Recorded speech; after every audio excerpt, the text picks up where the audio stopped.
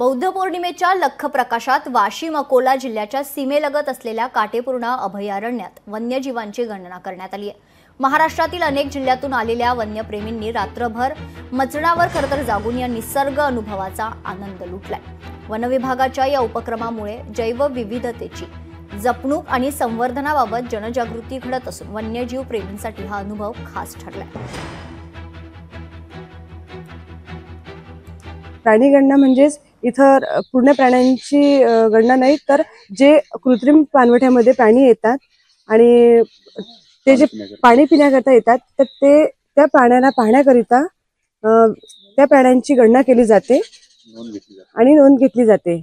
तर काटेपूर्णा अभयारण्यामध्ये नीलगाय, रोही, चितळ, मोर, लेपर्ड या वन्य प्राण्यांची नोंद घेतली जाते आणि इथे आम्हाला सायटिंग पण झालेली आहे।